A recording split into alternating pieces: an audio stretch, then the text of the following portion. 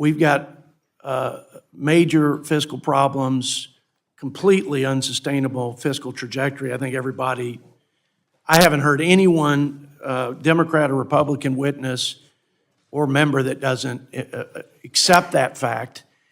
I think it's very scary because we won't know when the dominoes fall on us in a sovereign debt crisis, which would be the big sort of cliff effect.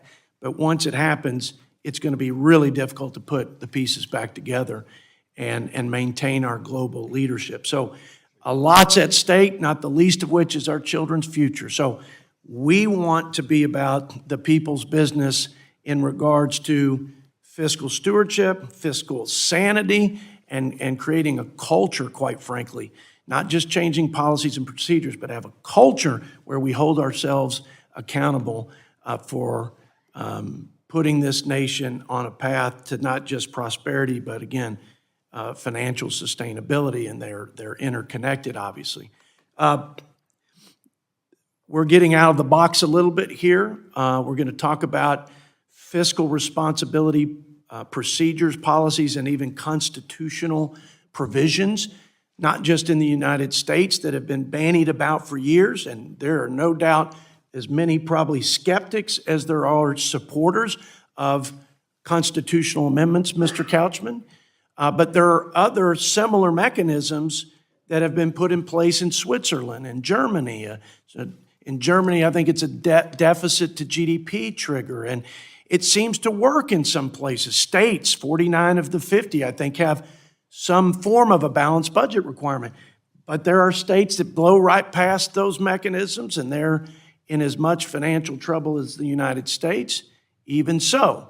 And then there are some who operate responsibly. So I wrote this quote down that I think everybody's going to love.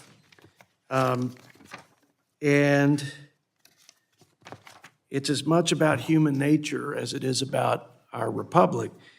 In the question of power, and I believe that Thomas Jefferson is the one who said this, in the question of power, let no more be heard of the confidence of man, but bind him down from mischief by the chains of the Constitution.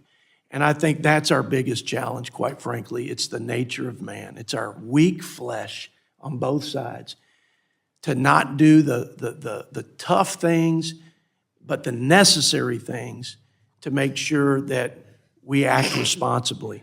Bless you. So can we tighten the chains?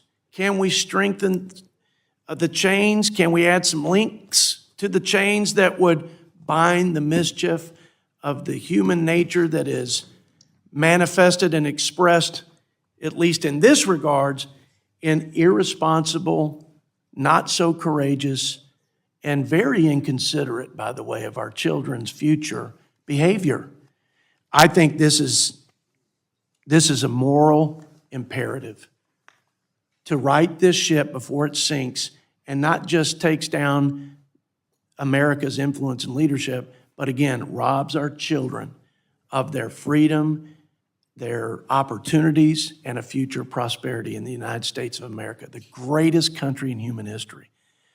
That's why this is an A committee. And when I ran for chair again, I said that, ranking member, you're awfully close to this gavel, so I know you feel the same. But this is an A committee. We deal with A problems, and we're going to have an epic A-like catastrophe if we don't work together to solve